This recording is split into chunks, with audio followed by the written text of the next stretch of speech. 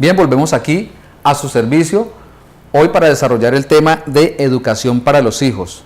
Y para desarrollarlo me encuentro hoy en la compañía nuevamente de la doctora Gloria Esperanza Castellanos. La doctora Gloria Esperanza es psicóloga, magíster en educación y desarrollo humano.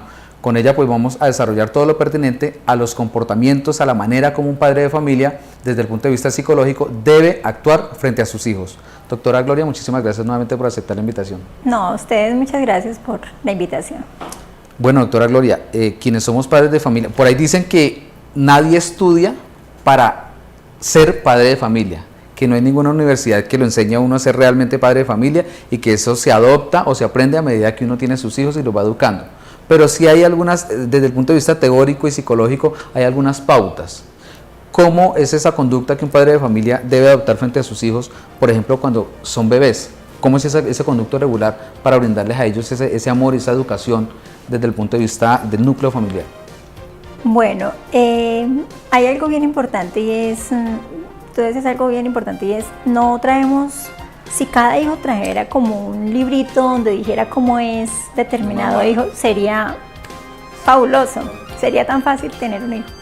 Pero la verdad es que cuando nacen nuestros hijos nos damos cuenta de la cantidad de sorpresas que encontramos cuando empiezan a crecer, ¿cierto? Y empezamos a ver niños, algunos de voluntad firme, que yo no sé si tú hayas visto alguno en alguna ocasión, niños que desde que nacen parece que supieran a qué vinieron a este mundo, porque no dejan absolutamente nada bajo control de otro. Entonces son niños que para los papás son un reto bastante grande, ¿sí? Niños que desde pequeñitos incluso ya casi que parece que tuvieran la autoridad en el hogar, y esto hace que para los papás sea un gran reto. Algo fundamental es definitivamente aprender a conocer a los hijos desde que nacen, identificar muy bien cuáles son sus fortalezas, también cuáles son sus debilidades, pero algo muy importante es saber hasta dónde ese temperamento, como hablamos en programas anteriores, o hasta dónde esa forma de ser estricta y rígida de un hijo puede afectar también o nos puede afectar como padres, ¿cierto? Es triste en este momento ver niños que tienen 2 años y ya tienen más autoridad que la misma mamá, ¿sí? O el mismo papá. Es más, algunos hasta agreden a los padres, pero la actitud de los papás es decir simplemente, ay no, no me hagas así, o no, no me hagas duro, que mamá hay que consentirla, pero no somos estrictos en el sentido de, momentico, aquí la autoridad soy yo y a la autoridad hay que respetarla, porque hay algo que es fundamental y es que un niño que aprende a respetar la autoridad es un niño que después en la adolescencia va a respetar la autoridad. Algunos abuelos mencionan o dicen algo como que en nuestras épocas, en nuestros tiempos, nosotros educábamos a nuestros hijos, porque la Biblia de hecho lo dice, educar al niño con vara, pero obviamente hay que ubicar eso en un contexto adecuado, ¿cierto? Entonces se pegan a ese tipo de situaciones o a las conductas que los bisabuelos o tatarabuelos les enseñaron a ellos. Entonces dicen, es que nosotros corregíamos realmente como debía ser y ahora los padres son muy permisivos porque la medicina o la ciencia condena ese tipo de situaciones. Mientras que nuestros padres fueron educados con ciertas características porque así era el medio y eran como las condiciones en las que estaban cada uno de ellos, es muy importante decirle a los papás que es fundamental poder tener el control siempre sobre nuestros hijos, y cuando hablamos de la corrección y del castigo, yo pienso que es un tema que nunca pasará de moda, porque siempre habrá que corregir, ¿sí? Las conductas negativas siempre habrá que corregirlas. Lo que pasa es que hay que entender hasta dónde esa vara o hasta dónde ese castigo o cuáles son los mecanismos para castigar a nuestros hijos, porque eso también es muy importante y vale la pena pues resaltarlo en este momento. Hay algo bien importante y es aprender un tip que es clave, y es lo importante que es para los hijos la atención que nosotros como padres le damos a ellos.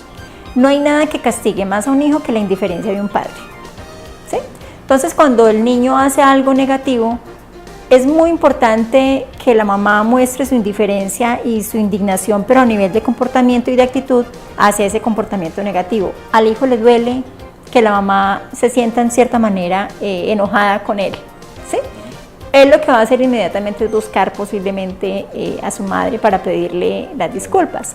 Pero hay algo bien importante y es que eso depende del hijo, porque es que hay hijos muy nobles, muy sensibles, que posiblemente hagan eso inmediatamente, pero está el hijo caprichoso, el hijo que no le duele y simplemente continúa con su rabieta o continúa con su conducta, y hay que asumir entonces otros tipos de castigos. Para un menor de edad, de 0 a 5 años, por ejemplo, cuando ya se levantan y empiezan a caminar, ya usted lo mencionaba anteriormente, algunos a esa edad, 4 o 5 años, ya empiezan a levantarle la voz a sus padres de familia. ¿Cómo empezar a darle ese vuelco y a decirle a los hijos, no, aquí la autoridad la tengo yo, no la tienes tú? ¿Cómo deben trabajar los padres de familia en eso? Exacto. Hay algo fundamental y es no dejar que pase la primera vez, ¿sí? Porque resulta que la primera vez mi hijo hizo su pataleta o simplemente pasó sobre mi autoridad y le di el permiso, va a hacer que él simultáneamente, es decir, en muchas ocasiones más, asuma la misma conducta porque yo lo dejé, es decir, yo lo permití. La clave, padres de familia, es no permita que pase la segunda vez, ¿sí? No debería pasar la primera, pero no dejemos que pase la segunda vez. Cuando hay algo bien importante y es que cuando un niño ve un padre seguro y un padre que tiene el control, vive más seguro. A veces pensamos que es porque, es que para qué regañarlo tanto si nos volvemos cantaletosos, no es de cantaleta, es porque es importante que el niño crezca sabiendo que dentro del núcleo familiar tiene unos papás que son seguros y saben realmente para dónde va su hijo, ¿sí? Y para esto es fundamental poder determinar y dar unos límites determinados hasta dónde pueden nuestros hijos llegar. Yo no puedo entrar a corregir a mi hijo si antes no le he dicho, no me gusta que tú hagas esto, no hagas esto, haz esto así, porque le estoy diciendo cuál es la manera correcta de actuar. Usted lo mencionaba previamente, doctora Gloria, y es cuando llegan a esa etapa de la adolescencia. Ahí ya el asunto es diferente porque ya realmente muchos muchachos se les salen de las manos a sus padres porque previamente no han sabido llevar esa situación.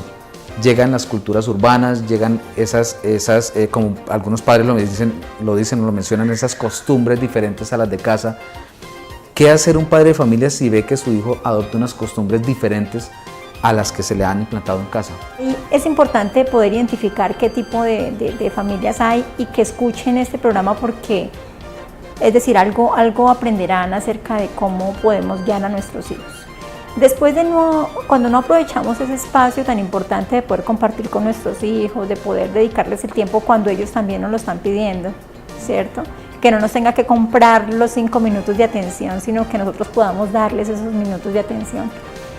Es muy importante que aprendamos, primero que todo, a conocer qué está rodeando a nuestros hijos. Es decir, hoy encontramos las redes sociales, que aunque siempre he pensado que son buenas y son importantes, también encontramos lo desfavorable que tienen ellas, y es que pueden haber muy buenas amistades en las redes, como también pueden haber malas amistades, ¿cierto? Se ha dicho que las culturas juveniles o las tribus urbanas han venido del exterior por los mismos medios de comunicación, por toda la globalización y todo lo que existe, hace que llegue más fácil todo lo que ocurre a nivel mundial.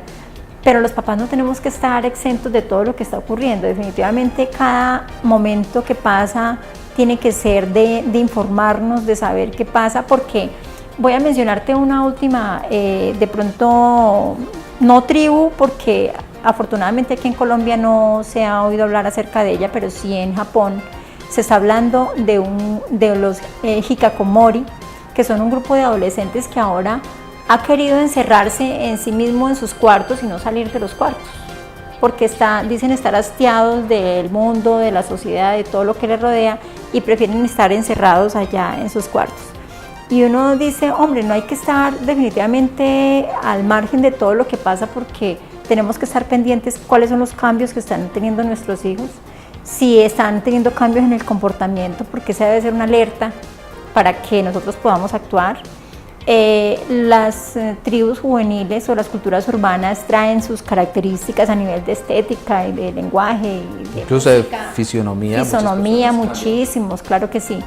Y yo pienso que es muy importante poder entrar ahí y estar precisamente en el momento en que empiezan a ocurrir los cambios, porque es el momento donde el jovencito va a escuchar, después de que ocurran muchísimos cambios y ya tenga casi que en su cabecita toda esa cantidad de mensajes que le ha dado la cultura juvenil, posiblemente no tenga la posibilidad de cambiar ese entorno tan fácil, mientras que si llegamos en el momento oportuno, vamos a poder todavía como poder corregir un poquitico lo que está pasando. Una situación X, como por ejemplo, y con esto no quiero satanizar, pero algo que genera mucha controversia entre padres de familia e hijos y juventudes generales, por citar un ejemplo, los tatuajes. Independiente de que sea o no sea viable, un padre de familia que siempre le inculca a su hijo que no utilice, que no se vaya a implantar un tatuaje, que no se vaya a tatuar, y a los 16, 18 años le llega con su piel marcada. ¿Cómo debe adoptar un padre de familia esa situación? ¿Debe regañarlo? Por el contrario, debe sentarse y decirle, papá, mamita, ¿tú qué hiciste? ¿Esto se debe, no se debe? ¿Qué posición debe adoptar un padre de familia frente a una situación así? ¿Cuál es la problemática? Que son cosas que se presentan en un momento de la vida y después ya no va a tener reversa. Es decir, un tatuaje todos sabemos que saldrá con cirugía, pero son supremamente costosas.